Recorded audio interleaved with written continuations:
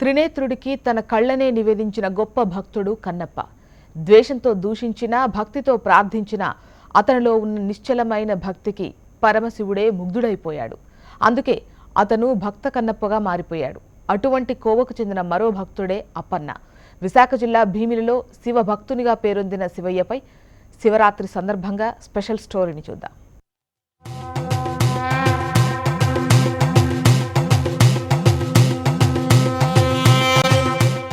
జడలు కట్టిన జుట్టు, నుదుటిన విభూది బొట్టు, చూడటానికి శివరూపం ప్రతిబింబిస్తున్న ఈ వ్యక్తి పేరు అప్పన్న. స్వస్థలం విజయనగరం జిల్లా బసవపాలెం. పుట్టుకతోనే వికలాంగుడు. తండ్రి చిన్నతనంలో మరణించాడు. తల్లి కూడా అప్పన్న 10వ ఏట మరణించింది. అప్పటి నుండి ఒంటరి అయిన ఇతను నిత్యం ఆధ్యాత్మికతను అలవర్చుకున్నాడు. శివుడి ఆరాధనలోనే బ్రతుకుతున్నాడు. అప్పన్న భక్తి శ్రద్ధలను గుర్తించిన స్థానికులు ఇతన్ని శివయ్యగా పిలుస్తూ ఉంటారు. అప్పన్న బ్రతుకు తెరువు కోసం విశాఖ భీమిలి మండలం అన్నవరం చేరుకున్నాడు.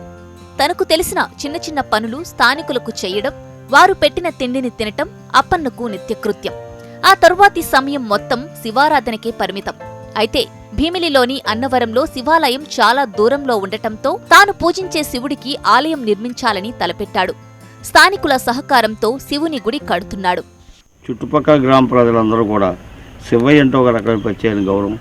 ఎందుకంటే మా ప్రాంతంలో శివుడిని తీసుకొచ్చి పెట్టాడు, ఒక ఆలయం కట్టాడు, అలాంటి గౌరవం ఉంది.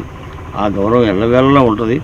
అతను కూడా తదనుగుణంగా నేనేదో గుడికి నేను గొప్పవాడిని, నేనే గుడికి పెద్దవాడిని అన్న భావన అతనికి లేదు. ఇక్కడ అందరికన్నా పెద్దవాడు శివుడే. హాయిగా రండి, దండం పెట్టుకోండి, సేవ చేసుకోండి, వెళ్ళండి అంటున్నాడు తప్ప నాకు ఇది చెయ్యండి అని అతను అడగటం లేదు.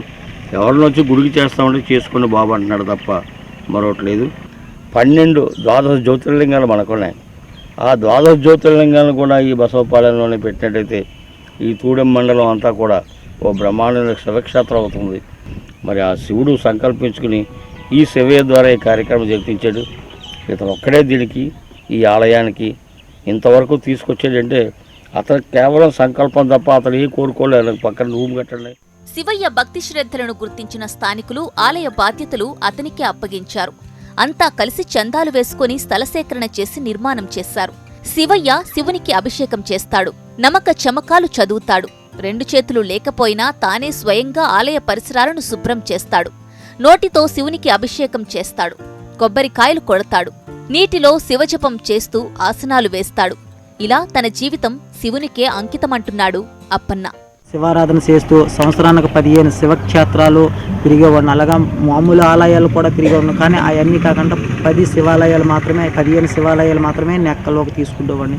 అందులో శివాలయాల్లో విచిత్రమైన శివాలయాలు, చాలా పురాతనమైన శివాలయాల్లో దర్శించేవాడిని. 5 కిలోమీటర్లు 6 కిలోమీటర్లు నడుచుకొని వెళ్ళి కూడా ఎక్కడెక్కడో మారుమూల గ్రామం. ఈ శివాలయాలన్నీ కూడా ఒక శివరాత్రిలో తప్ప మిగతా రోజుల్లోనూ పూజల కాటికి లోసుకోకుండా ఎక్కడో మారుమూల